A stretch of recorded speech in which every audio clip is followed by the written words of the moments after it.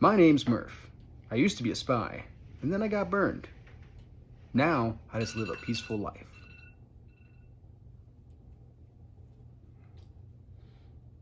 Hello? You're burned.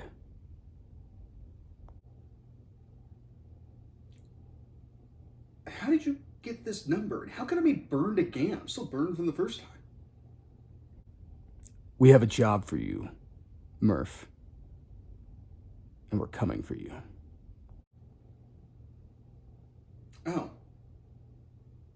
Okay. Well, I guess it's a good thing Jess just got me this.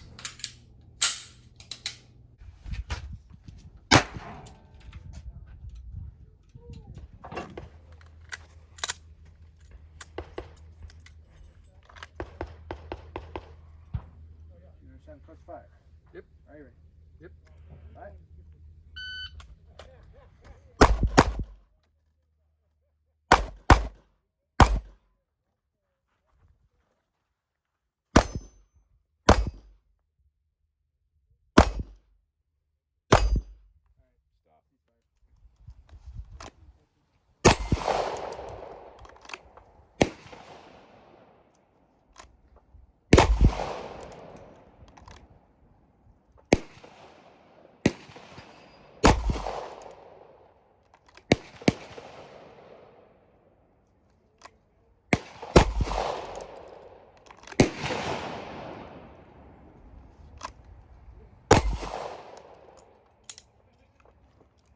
All right, guys, Murph's here. And today we're going to talk about this, a Sig M11A1 chambered in 9mm. Now, in order to talk about this, we are going to talk about some history. Though this is not a terribly historic pistol, there are some interesting origins whenever it is that we talk about this particular handgun story. So with that, why don't we go ahead and get into it. Everyone knows that the Beretta Model 92 FS won the M9 contract back in 1986. It beat out the Sig P226. Now, Sig did manage to still score contracts with the Navy SEALs with the 226, as well as getting their Sig P228 adopted as the M11 pistol.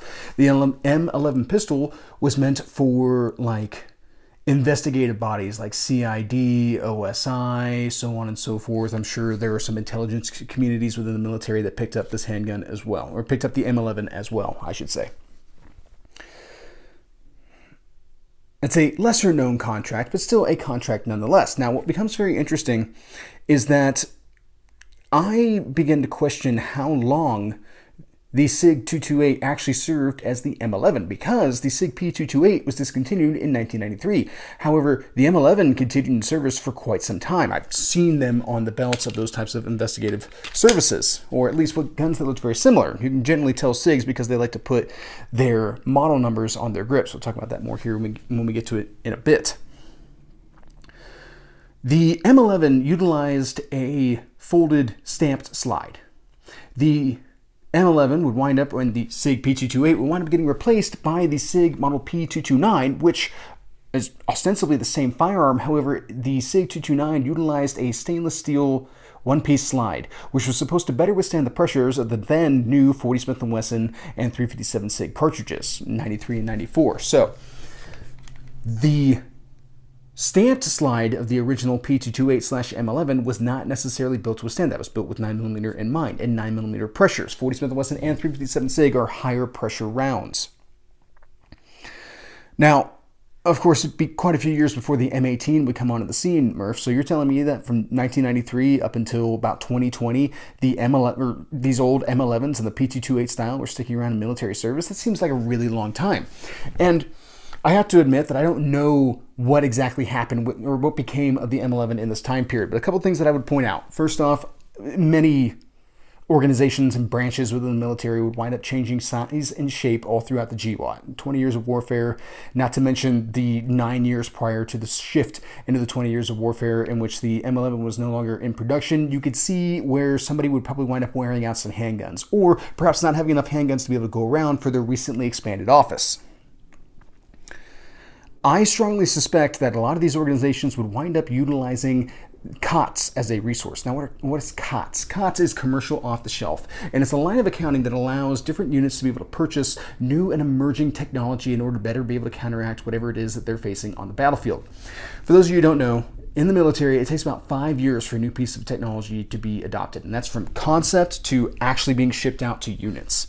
And the whole time, people are going through cost comparisons, they're developing what the technical data package needs to look like, they're making their demands, different manufacturers are putting in bids, trials are held in order to be able to determine who has the best product. Boom, thing is adopted. 5 years. If you're talking about the middle of warfare, 5 years is entirely too long. So COTS is meant to be a band-aid. It's meant to be for units to be able to go ahead and acquire things that they need right now in order to be able to be effective on the battlefield so that later the military can catch up and provide them the equipment that they actually need. Now, all throughout GWOT, COTS wound up being a band-aid on top of a band-aid on top of a band-aid because, of course, whenever it is that you buy something off the shelf, you also inherit all the maintenance requirements. You're not going to be able to send it back through military depots and stuff like that in order to be able to get the thing serviced. So now you have to have contact with the manufacturer. The manufacturer has to still be in business by the time the product is ready to be serviced, as well as then be responsible for the shipping costs and the returns and all those types of things. There's a lot of stuff that goes into COTS that in the moment you're not too worried about, but in the future you'll be very worried about. Now, I say all of that to say this. I strongly suspect that a lot of these organizations were purchasing COTS Sig P229s in replacement or in addition to their M11 pistols. Whole roundabout thing to get to that particular point. Regardless, the MHS trials would pop up, and quite a few manufacturers have done this in the past, the same thing that Beretta would do for MHS, which is they say, hey, military, before you go and start a whole new contract for pistols, what if we gave you an updated version of our current pistol? So for Beretta, it would be the M9A4. And the military took a look at it and said, it's not really going to meet what it is that we're after, but thank you. Sig produced the M11A1 and would have you believe that they did something very similar. And Colt did this back in 1986 as well with the 1911. But Sig, by the branding and naming of this pistol and all this kind of stuff, would have you believe that they also attempted to secure the continued support of the compact pistol market in the United States military by offering the M11A1, an updated version of the M11. We'll get into how it's updated here a little bit once we get into the features. Now, of course, the military, if this did happen, and if this happened just like with Beretta prior to the actual announcement of like what was being pursued with the MHS program, the military would look at the M11A1 and go, yeah, that's not the direction that we're headed, because of course the military was going towards a striker-fired polymer-framed modern handgun, as opposed to hammer-fired guns, even if they have a lot of modern features and stuff like that, which the M9A4 is far more modernized than this particular handgun. We'll get into that more here as we go. So Sig decided that since it ostensibly got rebuffed by the military, that they would go ahead and bring this to the civilian market, which is how I got a hold of this handgun here today. All right, guys, that pretty much covers history. Why don't we go ahead and get into the features of this particular handgun. Right at the bat, we have a 3.9-inch barrel that is nitrided or some sort of coating of one sort or another that's supposed to increase barrel life by decreasing barrel wear. I have never known very many handguns to ever be shot out. In fact, I can't think of any handguns that I can think of that have ever been shot out. And just all the accuracy went away because there's like nothing left in the barrel. Handgun rounds, for the most part, are pretty low pressure, and most people don't shoot their guns enough to actually wear them out. But I guess in this case, it will not be a problem.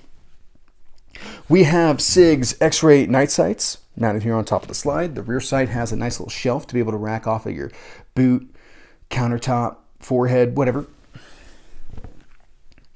Our slide is one of the big updates about this particular handgun. This is not the stamped slide of the original P228/M11. This is a Sig P229 slide. This is stainless steel, coated and all that kind of stuff. Like this is a modern Sig slide, so to speak. This is only chambered in 9mm. This has not been produced in any other cartridges. We can see we have a Sig emblem stamped into the top of the slide right there. Our hammer is a spur type hammer with some serrations on the back. It is a rebounding hammer, which means that it does not, in its at rest position, rest against the firing pin, which decrease the possibility of this being a not drop safe gun, as well as the firing pin and hammer are not in alignment with the primer up until the final movement of the trigger. So there's a lot of built-in drop safeties into this, which is, you know, marvel whenever it is that you're talking about Sig right now. However, they've not had the same issues with their hammer fired guns as they have their striker fired guns. All right, now you'll note here that we have this little like UID code right here. This is what you see on a lot of like modern military like weapons and equipment and stuff like that that you find in the arms room. And that is because an arms room does have to have the serial number in 2 different locations on whatever it is that's being stored in there. So we can see here the sticker's taking a little bit of damage because I do like train and compete with this handgun. You can buy more of these stickers. I'm just not presently all that motivated to do so because obviously it gets damaged pretty easily. But ostensibly, this is supposed to be an indicator of this being meant for the military.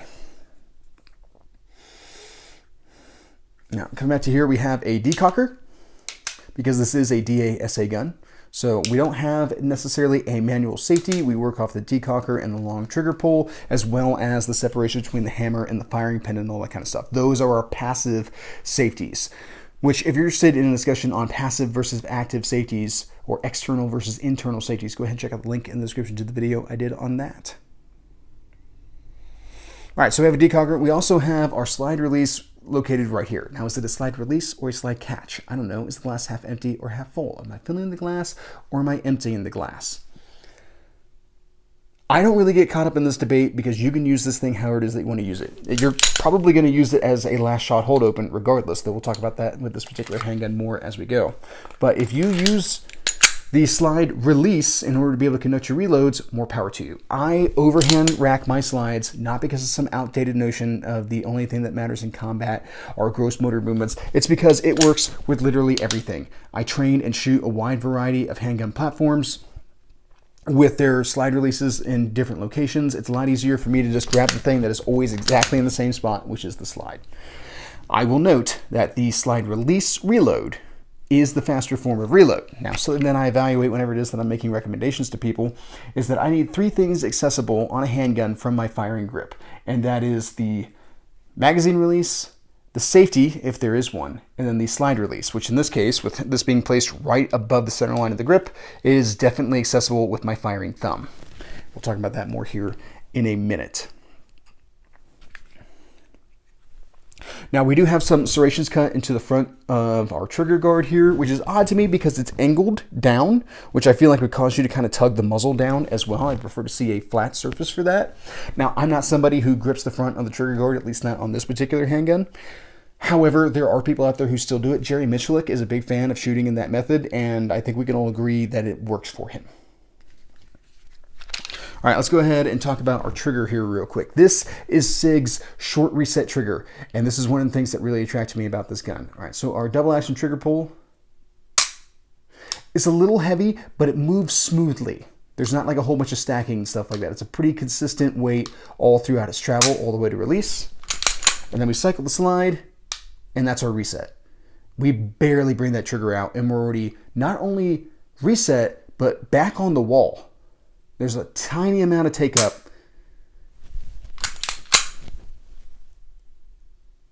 And then we're through the wall, back on reset with that tiny little bit. I'll try to more adequately show you guys here. That's all the more. Like, there's barely any reset to this gun. Absolutely love this trigger. All right, our magazine release is located at the heel of the trigger guard, and that kind of is like standard American position as we would refer to it. It is accessible from my firing grip, which I do appreciate. These are the standard kind of pebbly grip Sig grips, and we also have some serrations on the front of the grip here, which doesn't do a whole lot for like left to right lock in, but up and down it's pretty good. Now, something I've always noticed with Sig grips is that they have a tendency to come loose, these screws do, so I always wind up coming in here with like a little bit of super glue in order to keep them into place. Now, guys, I've mentioned a couple times that I don't believe that Sig actually offered this up to the military for use. I think that this is just a marketing ploy, and I'll stand by that. And one of the things that really supports this for me is the fact that these grips say Sig 229. Slide says M11A1, the grips say Sig 229, or say P229. Yes, absolutely. They would both be able to take the same grips. And at best, this is just Sig being lazy, and just instead of having grips stenciled to say M11A1, they just threw 229 grips on here because who cares. But this further encourages me to believe that this was never meant for military use. That this is just a marketing thing. It's a branding thing that they like to do with like a whole bunch of other things as well. Sig's always coming out with some updated model of whatever it is that's in their lineup, and then they jack the price up a little bit more because of it. The MCX is a fantastic example of that. There are so many different versions of the MCX with tiny upgrades and all that kind of stuff, but the gun just keeps going up in price with all of these supposedly new features. All right, now what's interesting is we have this kind of shelf here on the M11A1, and we see this with the Sig 226, previously viewed on the channel, link in the description, and like a lot of other Sig hammer-fired guns, to where it really does sit on top of your grip. Like, not much of a beaver tail, but we got the shelf right here. It gives it a relatively high bore access. We'll talk about that more once we get into shooting. Now, our magazine is a 15-round magazine marked P229 DAK 1, because the original magazines, especially those with Sig 228, would have held 13 rounds. Magazines mostly drop pretty free. Sometimes it needs a little bit of help. We can kind of see that there's a little bit of lazy ejection going on there. Sometimes I got to give it a little flick in order to get it out of the way, but it's not too big of an issue overall. Now, size-wise, Sig lists this as a compact handgun. However, I think Nuttin Fancy said it best some years ago, compact it ain't. I actually did a whole video about it. So if I put this up against this Glock 23 Gen 4, the Glock is slightly shorter in the grip, relatively comparable in the slide and all that kind of stuff, though I would say that there's more overall mass to this handgun than there is to the Glock. If I put this up against a Glock 45, now all of a sudden we're much more comparable in grip length, while remaining just as comparable in slide size. So this is kind of like the same concept as a Glock 45, where I have short slide and long grip and all that kind of stuff. Turns out Sig was doing it long before Glock, and nobody was complaining about that back then. Who knew? Now, we do have a lanyard loop located back here as well, if you're somebody who's really invested in lanyard loops. One other thing that I will note is that these internals are coated in order to be resistant to salt spray and all that kind of stuff, which makes this a gun that would be relatively decent on a boat. Perhaps they thought they were going to net them another Navy SEALs deal. I don't know. And this little bit of paint here is left over from some competitions, but we're not going to worry about that too much. All right, guys. That's features. How does it shoot? Hands up, don't shoot. You've done this before. Shooter ready. Stand by.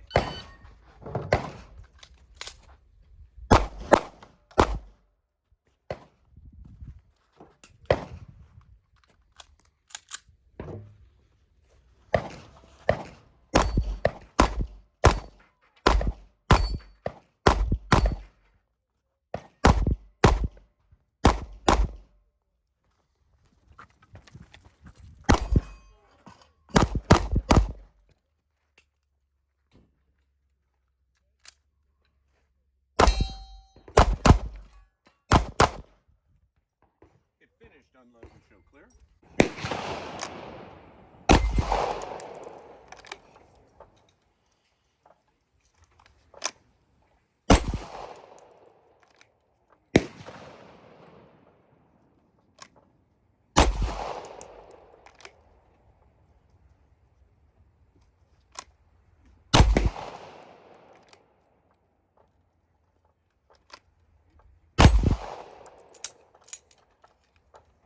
Stand by. Not through there. For the ends. There you go.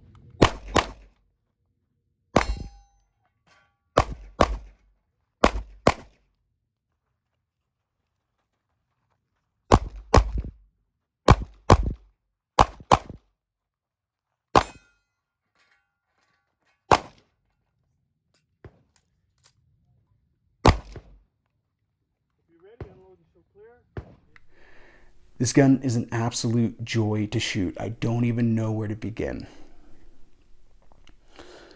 Let's go ahead and let's start with presentation. So we've got good amount of grip on here and stuff like that. So whenever it is that I go to build my master grip and get this thing out of a holster, I have plenty to hang on to, I have plenty to grab onto and be able to get this thing into action. When it comes to presentation, when I bring this gun up, those sights are together pretty much every time. And I can tell you that during cycling, they cycle exceedingly flat, which might be surprising because we mentioned before that we have a lot of bore axis, especially if we compare it to something like a Glock 23 or any Glock, honestly. Like if I put them top of grip to top of grip, the Sig M11A1 or any Sig is going to be substantially taller. However, I think it's how they're sprung that therein lies the difference, because I've always found that Sigs have this very kerchunk, and you can almost see it in like the slight movement on the slide right there. It's like they start to recoil. There's a little bit of like free play onto the recoil spring, and then actual like buffered recoiling occurs, which allows the muzzle to remain relatively flat. And that's what I've noticed during cycling and stuff like that. It's very easy for me to be able to stay on these sights and really stack up additional hits and all those types of things. Okay. The trigger, very easy to be able to work through and all that kind of stuff and time it in order to be able to get that nice first round on target. And then my follow-up shots, always just stringing together super tight. As I have taken this on multiple competitions and to a pistol course at this point. And I can tell you that, well, first off, in that pistol course, as I was going through draws and stuff like that, the instructor kept telling me, hey, stop going for pretty groups and actually start shooting at the pace of the size of your target. So it's okay that your hits are not clustered dead center on this really big target as long as you're not pursuing speed and actually like allowing your shots to scatter a little bit for the pursuit of speed. When you get to the small targets, take your time and really hit those small targets and stuff like that. This is a gun that he demonstrated that for me on, or had me demonstrate to myself on. In addition to that, shooting competitions. So I shot a competition a couple years ago, IDPA with this handgun, in which there was a bunch of targets that had a whole bunch of like no shoots stacked around them. So the decision that I made was that I was going to go all headshots, going for that A box, and that I was going to fire 3 rounds at each target in order to increase the probability that at least 2 hit that box. And when I got done and I went back over and we were taping up my targets, all 3 were in A box. And I actually remember somebody came over to me and asked me, like, why did you bother to shoot 3 on all of these? Why didn't you just shoot 2 and call it good? And that's because I wasn't going to spend a lot of time looking at my shots after. I was going to rip my shots, move to the next target, engage, move to the next target, engage. I wasn't really evaluating effect because I knew 3 rounds, at least 2 out of the 3 would be in A box. So I just shot my plan. The dude was like, oh, okay. It cost me a little bit of extra time in order to be able to break that additional shot, but it came out to no additional time on targets, and I appreciate that. In addition to that, I have shot this gun on a stage in which we were on like a rocky bridge, which was a lot of fun because we were once again moving through and doing some like precision shooting from a non-stable position, and this thing made it easy. Good. In the middle, lean in against it and put your arms kind of back on the rail. You're relaxing. Shooter ready? Yep. Stand by.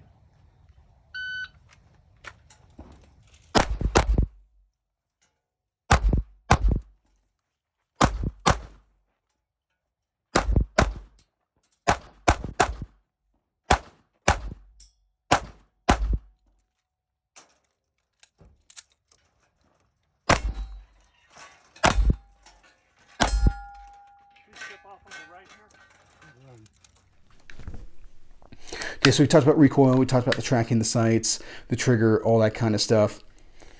The one issue that I consistently have with this gun is that I ride the slide release, and it's a huge pain. I actually have to modify my grip in order to wrap my support thumb over onto my, wrap my firing hand thumb onto my support grip in order to be able to make sure that I don't prematurely lock that, or that I do not preclude that slide locking to the rear. Now, of course, that's not as stable as a grip as it could be. It's not necessarily causing me too much issue. However, the biggest issue is when it comes to reloads, because in order to be able to initiate a reload, instead of my gun locking the slide to the rear, I pull the trigger, have nothing happen, and because I'm at this point unable to read the gun, I don't know why it is that it didn't fire, I go into and immediate action. Now, with how it is that I conceptually train immediate actions, is that I'm observing what's going on with the gun. A lot of people will tell you to just perform the action and then try to get the, the gun slap, tap, rack, bang, and get the gun right back into action. I'm not a big fan of that, because if that does not rectify the problem you're still behind. Now you have to go into remedial action, figure out, strip the magazine, figure out what's going on with the gun in order to be able to get it back up and into the fight. If this is the only gun you have to fight with, that's not a good position to be in. Whereas if my gun went click, and you look at the gun as you conduct tap, go to rack, and realize that the slide locked to the rear and there's no bullets in there, then you can switch from immediate action malfunction clearance to an emergency reload and get this gun back into the mix.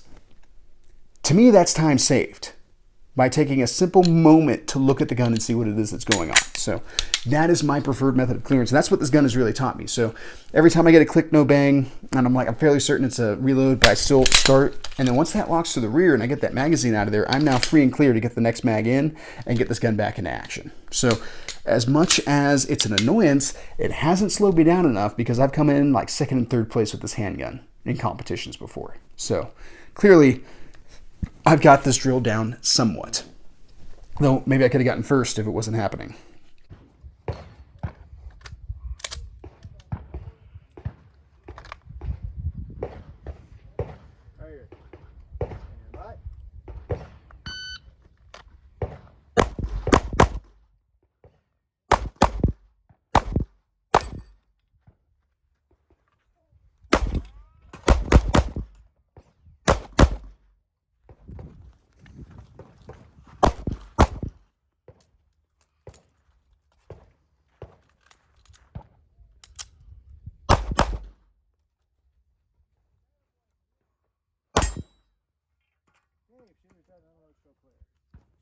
Something to consider. So I have been looking into getting a reduced size slide release in order to swap this thing out, so that hopefully it will be less of an issue.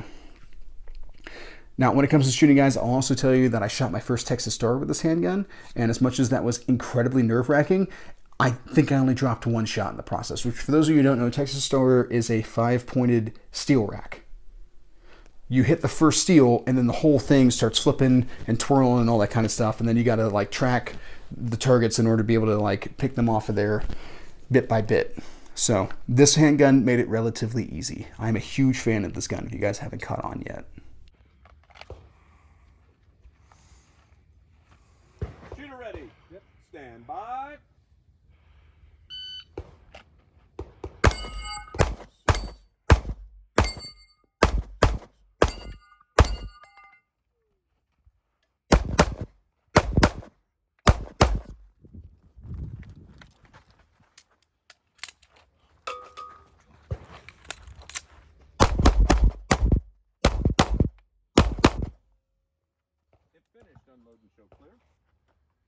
Now, when it comes to mag changes, like I said before, the magazines don't necessarily love to come out, and sometimes with there not being much of if any, flare or bevel to this mag well, it can be a little difficult to get them in. There's a certain amount of indexing that has to be done in order to be able to make sure that the magazines slide in there smoothly. So sometimes I have really smooth reloads, sometimes it just doesn't quite work out all that well for me. Shooter ready? Yep. Stand by.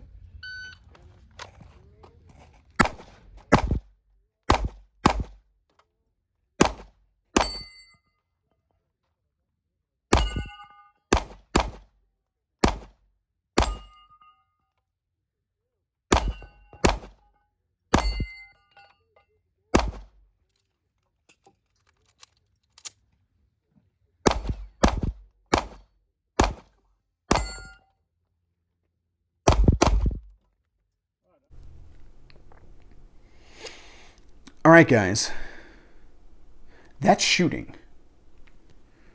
What are my recommendations when it comes to this particular handgun? Would I recommend this for duty use? That's actually kind of tricky, because it is a really good gun and it shoots exceedingly well, and it's got a great trigger, and it's got night sights and all that kind of stuff. However, it has no attachment for a light. In a modern duty handgun, I would prefer to see light attachment capability. Regardless of where it is that you stand on lights, having a weapon mounted light on your handgun allows you to maintain better control of your handgun while also increasing your situational awareness with the light. So in a tactical situation, a weapon-mounted light makes a lot of sense. I don't take away from the fact that this gun is good, and if your situation, your tactical or duty type situation doesn't require you to have a light, this would be an excellent choice. Okay, well, what about as a home defense, self-defense handgun? Well, size-wise, it's kind of on the large size for like self-defense, for like a carry pistol and all that kind of stuff, but it is possible to achieve it. There are guys out there who are telling me all the time they're carrying Glock 34s. I don't believe them, but they say that they are. So it's a little heavy. This is an all metal framed gun, so it can still be done. There's just considerations and like your tire and all that kind of stuff that you have to take into account. Now, the lack of the ability to be able to mount a light is less pressing to me in a self-defense type situation, because there are certain legalities involved in the using a firearm. And if the only place that you have a light is on your gun, and that's what you're using to be able to distinguish between friend and foe, you're going to wind up pointing a gun at someone you don't intend to. So I do think it's still important to have offhand light capabilities as well. For home defense, I would definitely prefer to see a weapon-mounted light for home defense.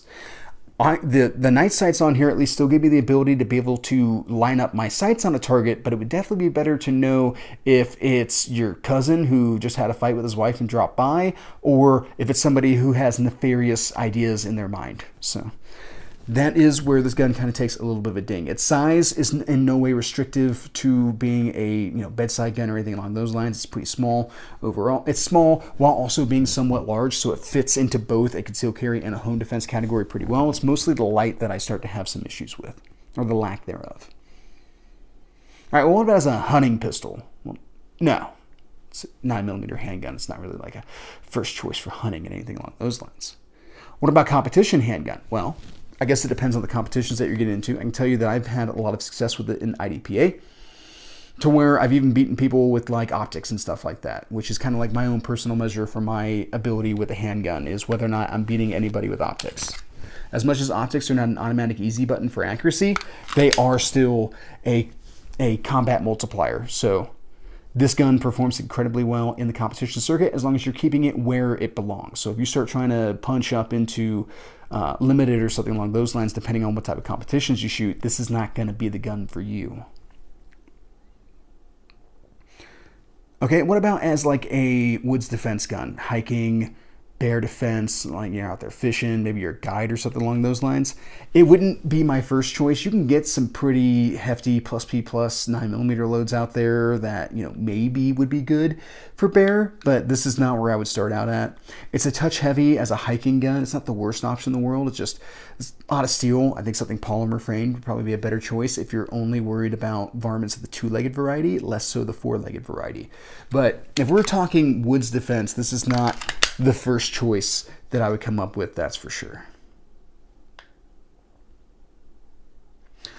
All right, guys, what are my uses for this gun? What attracted me to this firearm? Well, first off, guys, I've wanted something like a Sig P229 for quite some time. I've been looking at them every time I came across one. I was oogling it and all that kind of stuff, and I've been seeing a lot of the Legion Sig 229s pop up, and I liked the feature set of the Legion. What I didn't like was the badging and stupid things that went along with it. Like, I don't care if I get a Legion challenge coin. I don't care if I get access to the Legion product line of like t-shirts and all that kind of stuff. I'm not that kind of person. I'm not going to walk around with a Sig t-shirt on to represent the fact that I apparently really like Sigs. It's not how my personality works and all that kind of stuff. Anything that I wear that's like work or in any way an advertisement for something else is because I got it for free, most likely. So, like Sig badging and Legion type things didn't really matter to me. It was the features that were deeper than just the badging that I found very interesting. So when I came across this gun and it had the Sig X-ray night sights and the SRT trigger, those are the two things that I like really wanted standard. Like, yeah, I could have bought a Sig, Sig 229 like Nitron or something like that and added these features, but this gun came with it out of the box for a price that I could deal with. So That's pretty difficult to overlook at that point. That really makes this gun exceedingly appealing, and I don't have to deal with the big old Molon Labe stuff going on and all the things that I actually find to be like relatively cringy as well. Like if you're into the Sig Legion badging, more power to you. I myself, not a fan, don't care, doesn't do anything, doesn't add anything to the actual performance of the firearm. It's just like street cred at that point. It's not that interested. Now, there's one other thing that I'll point out about this handgun that I really, really, really appreciate. In addition to its performance, in addition to having Sig Legion features without any of the Legion badging, is that this has a significant pop culture reference for me. The series Burn Notice is something that I grew up with, and I actually still watch quite frequently. I'm doing a rewatch now. Huge fan of the series Burn Notice, and in that show, the main character... Wow, Michael Weston, there we go. For a second there, I totally blanked on his name. Michael Weston, played by Jeffrey Donovan, carries a Sig P228. So, of course, now I have my modernized Michael Weston gun in the M11A1. So, he'd be jealous for sure. Which, for those of you who don't know, Jeffrey Donovan also was that quiet guy in Sicario right there at the beginning, the one that everyone makes memes about and all that kind of stuff, which in and of itself is a projection of Command Sergeant Major Vining, which I have a tangible professional connection to through having a common job and all that kind of stuff at one point in time. So, you guys have probably run across Jeffrey Donovan and kind of geeked out over one of his performances without realizing that you were geeking out over Jeffrey Donovan. So just something to keep in mind right there. He's actually, I really enjoy his portrayal of Michael Weston in that series, and I was very excited to see him in Sicario as well. All right, well, what would be competitive options out in the market to this particular handgun? Well, if I stay in category of a metal-framed DASA hammer-fired gun, I would say the CZ Shadow 2 Compact. Now, at a much higher price point and with some more modern features like optics and all that kind of stuff, as well as that kind of CZ vibe that goes along with it, where it's equal parts like man bun, but also qualified professional type feel. Yes, the Shadow 2 Compact would be a great counter offer to this particular firearm, as well as going with something like what is that manufacturer? I had it just a minute ago. I'll annotate the manufacturer down below. I can only think of their product name right now. The MR920, or anything in that kind of array of things, where once again you get modern features like optics and light mounts and all that kind of stuff, while also being a polymer framed, relatively price comparable to this particular handgun, and might do a little bit better in some of the other categories that we mentioned prior, whenever it is that we're talking about recommendations for use. Now, I talked about my appeal for this handgun. Did I really talk about my uses for this handgun? I can still carry this handgun frequently. I would feel incredibly comfortable in a gunfight with this handgun because I am incredibly comfortable in competition with this handgun. I hope my excitement for this video has gotten through, because I really enjoy this gun. I have a definite fervor around this M11A1. This is one of my most trusted fighting handguns in my collection. If you tell me that, hey, Murph, you're walking into a fight right now, this would be, if not the top of the list, incredibly close to the top of the list of guns that I would be reaching for to go to that fight with, even without a light and an optic and all that kind of stuff. All right, guys. I think that pretty much covers my thoughts on this particular subject. I hope you guys found this interesting. That's pretty much what I got. Have a good day.